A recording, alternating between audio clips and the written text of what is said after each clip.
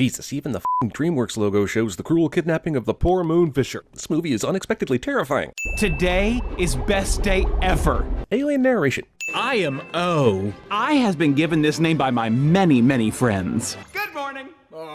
Later, O will admit that he does know why they say O when he shows up. But why the f*** are people universally saying O when he shows up? Why isn't his name... Our new home. Roll credits, please. Good Lord. No. Up a bit. This goes on for some time. We are safe from our enemy, the Gore. Captain Smek not only shows an example of their sworn enemy to the Boov crowd, he blows it way the hell up and animates it for full terror value. This planet is full of great stuff. Look at these delicious fruits. Why did you assume the footballs were fruits? I mean, you obviously robbed a Walmart to bring this many back with you, so why didn't you also take baseballs and soccer balls? And I guess you found one of those Walmarts that doesn't pay attention to tiny aliens wheeling out a whole cart of footballs without paying. Also, the captain starts this demonstration now, right when they're within distance of the planet, meaning the Boov did not know where they were going or why until now. That makes me feel so good. It takes all of 3 fucking minutes for this kid's movie to go right for the potty humor. Jesus, even Despicable Me had more restraint, and that thing had a fucking fart gun. What fun at a party. Boov do not party. So the Boov are the anti-trolls, which I'm guessing is how that movie ended up getting made. DreamWorks said, hey, you know that movie Home we did in 2015? Let's do the exact same movie, only with creatures who love to party. Complimentary BJs for everyone. The Boov turned off the Earth's gravity all at once, but some things start floating faster than others. This guy gets a hole cut into his bathroom while he's showering, but apparently he's safe as long as he's in the shower, because he doesn't get evacuated immediately like everyone else does. Also, this evacuation would definitely miss a heaping portion of the world, and it looks inefficient as f***.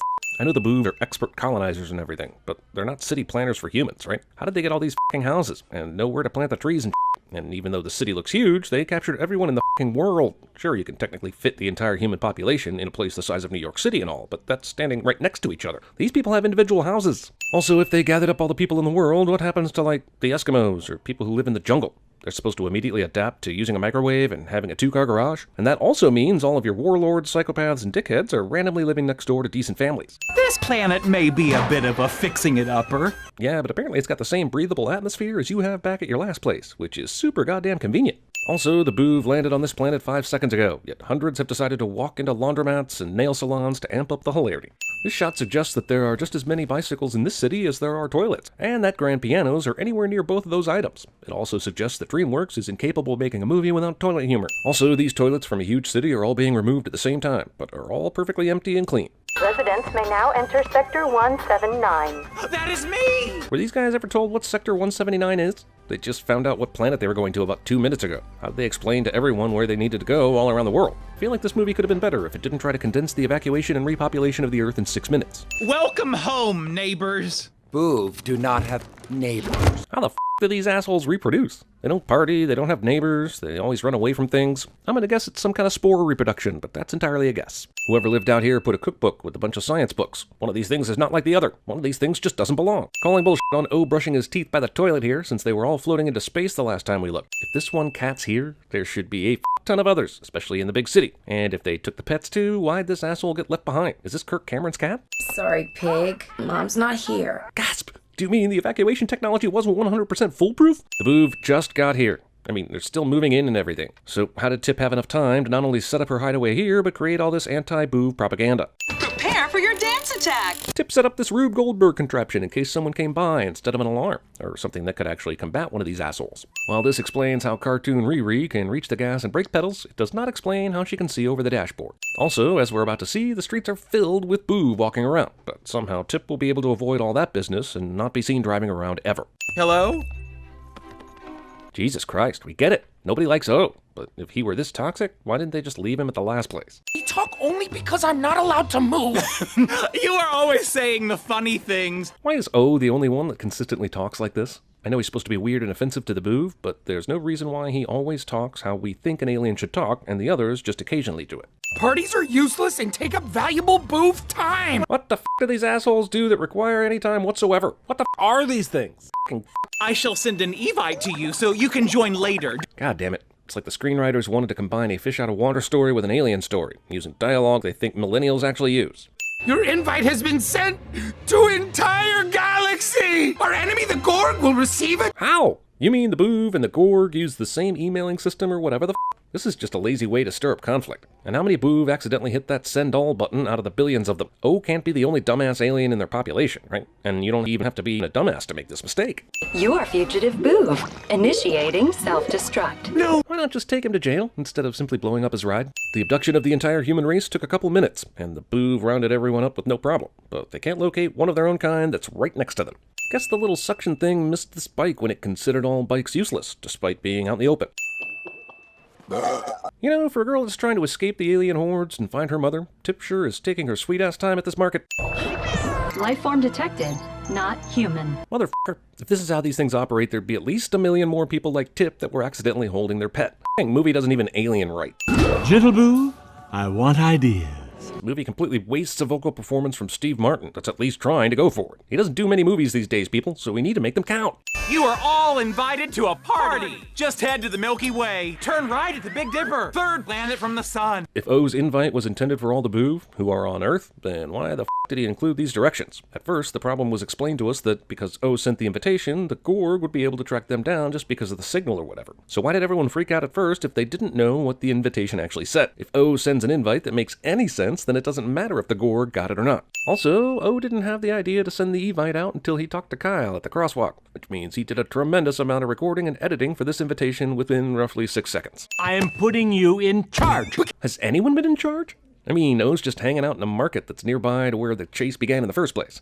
Movie can't decide if these f***ing boobs are genius trackers or bumbling idiots. O repairs Tip's car in some kind of weird Boovian Pimp My Ride fashion, and it takes up a lot of the movie's runtime. Tip seems surprised at all the weird renovations, but what was she doing while he was taking all the stuff out of the convenience store? This seems like something that might have been funnier if we actually got to see him do it and explain it to her while he was doing it. But hilarious car gag, yo. What did I say?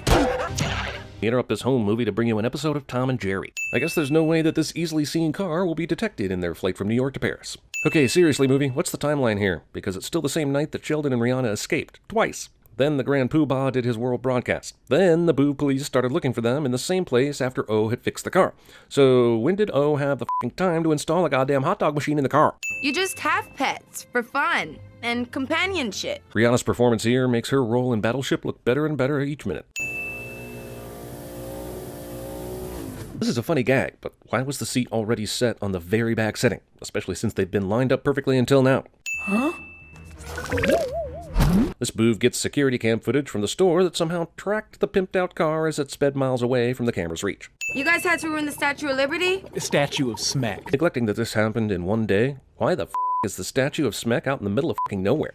I too has to break P, or as you calls it, the number one. When did O ever find out that humans called P a number one, unless Tip somehow mentioned it somewhere during the trip? I find it very hard to believe that she did, but what a convenient way to get the movie into bathroom humor again. Do not eat the blue mints! The bathroom humor isn't stale at all. But let me ask you this. How does eating a urinal cake register as a bad taste to him? We saw this motherfucker brushing his teeth using toilet water earlier. Thankfully, there is a large bowl of lemonade. Should I send the continued gross-out bathroom humor? Or the fact that there are still toilets around after we were told they were useless and floating into the sky earlier? Also, these people apparently eat inanimate objects for food, yet they totally know what lemonade is. Pick a lane, movie. Hold still for a rusty! Kyle not only isn't traveling with any other boobs for backup, he doesn't radio the in at all as soon as he sees the car. Every time you lie, you turn green. I do's not. I poop. O's been living with the other boos all his life, and would absolutely know about the whole turn green once you lie bull. I need your password! Couldn't Kyle just have opened with this? Kyle survives this. I guess the boos didn't care enough about that giant explosion at the gas station to actually send a unit from their search patrol. You have tricked me into listening to a debilitating sonic weapon. If O thinks this is bad, wait till she gets to bitch better have my money. Boos do not dancing. O is supposed to be the unique asshole in the sea of boov commonality. He parties, so he definitely knows the dancing is. How long before this kills me? This is actually how Jim Parsons responded when he asked how much longer this stupid-ass scene lasted. This is not how a boof behaves. Not to belabor the... You know what? I am belaboring the point. This motherfucker does everything different from all the other boov. You in this dance scene, which was only made to sell soundtracks anyway. I see Steven Spielberg was on hand to animate this shot. Moments ago, you are kicking on me and yelling, which is seeming more to be mad than sad. O, whose race changes colors all the time due to their emotions, somehow did not realize there are multiple emotions you can have at once. Oh, please, come on, I need ideas! This story is so bare that the screenwriter's margin notes made it into the actual script. We has a rule, 9 mistakes and you are out. How many mistakes do you have? 62. 62 f***ing mistakes? If the Boov are supposed to be this stoic, unfeeling alien race, why would they have allowed O to stick around for so long? Everyone clearly hates him, and he contributes nothing to their society. They somehow flew this car into goddamn Paris Boov headquarters without anyone noticing. I thought the big brain boofs would have stopped my invitation by now. If O could think of the idea of stopping his invitation, which is what the big brain Boovs figured out, why didn't O stop the invitation himself? Why did the entire race of Boov panic when they found out the invitation was sent out when it's apparently easy to stop the invitation? I shall input my password. O enters his super long password in like 4 seconds, but after a caps lock joke gone wrong, it later takes him like totally forever in a race against the clock to enter it, complete with all the bullshit that a race against the clock usually implies in a movie. But I would not. But you might. But I would not. But you might. Side effects of watching this movie may include brain leakage, homicidal thoughts, pancreatic discomfort, temporary rage blindness, impotence, forgetting where your keys are, facepalm injury, incessant SMDHing, and a deep desire to chug bleach. Erase him! But do it all slow-like so I can finish jerking off. The pointy thing gets that close to someone's eye cliche. Also, the movie makes the tip of the Eiffel Tower look like a super sharp spear, instead of the actual radio tower that's on top of it, because f*** it, all we really care about is watching alien Steve Martin sort out his B material. I can't wait to tell Mom I actually went to Paris. Yeah, she'll have a lot of fun telling that story to the rest of the enslaved human race. None of the supernoid and extremely mobile Boov think to follow the one human and car that just f***ed up their home base. It is possible I will continue making hilarious mistakes. I've watched 52 minutes of this movie. If it makes you feel any better, I don't think you've made one hilarious mistake yet. I know when the other boobs said, oh, they were not happy to see me. Expositional road trip bonding cliche. This hole means someone was living in this mountaintop, made of completely rock. Just let that sink in. Gorg. The Gorg are apparently into dubstep, which is an easy indicator of their evilness. Gorg cannot be finding us. Then how did they? There must be some other reason. Yeah, it's the shusher that was described earlier in the movie. But my question is, if the Gorg can locate the shusher because of some sort of signal it emits, why can't they just always follow wherever it goes? Instead, the Gorg wait just long enough so that this can be blamed on O. Burrito torpedo! This works. I will now sing the Boov death song.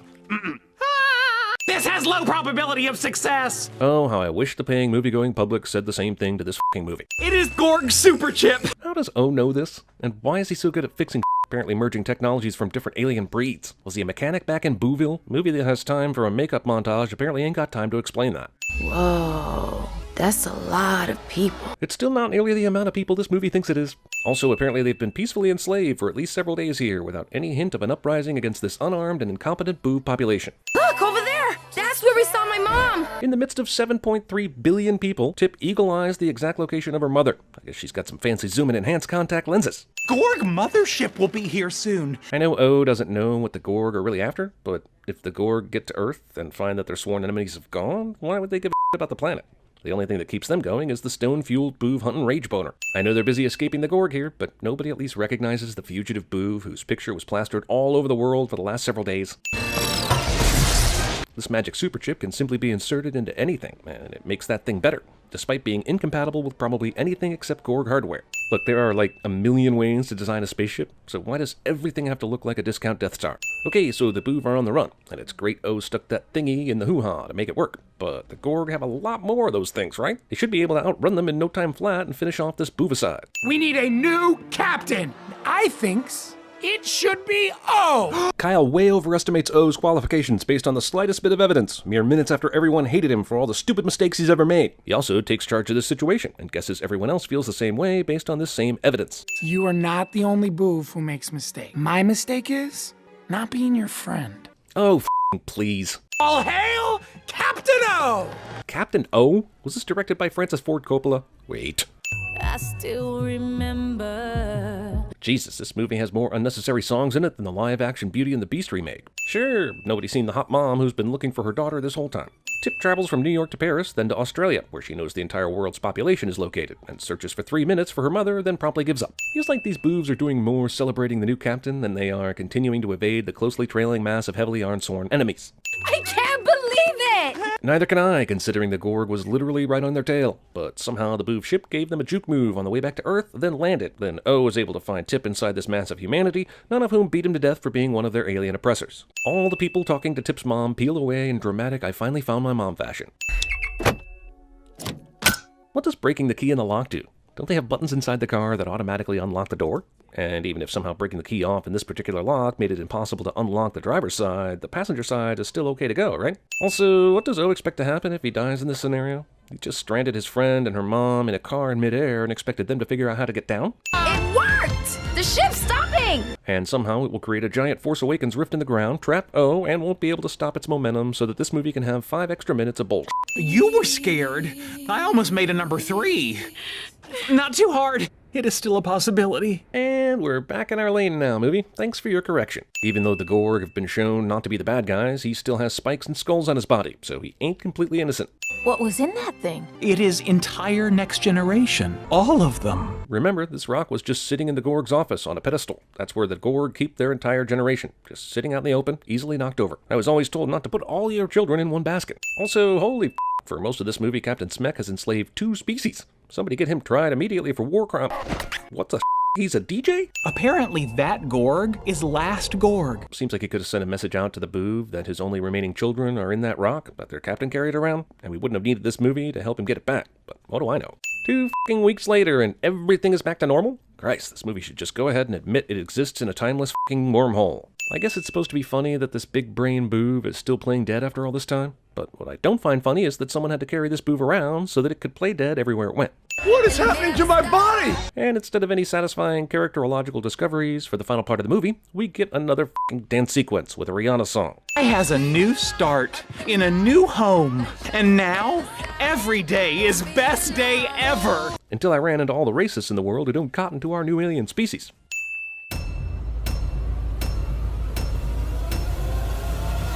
Ah!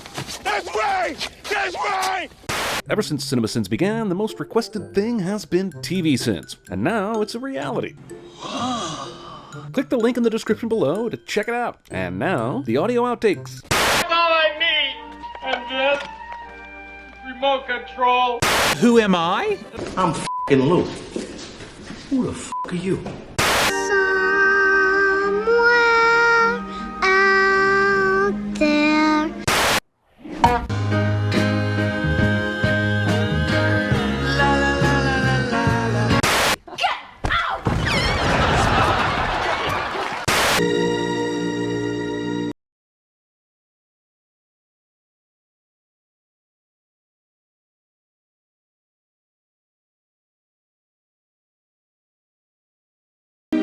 Boov do not party. You wake up the party, get the butts out the club! This is what makes time travel possible.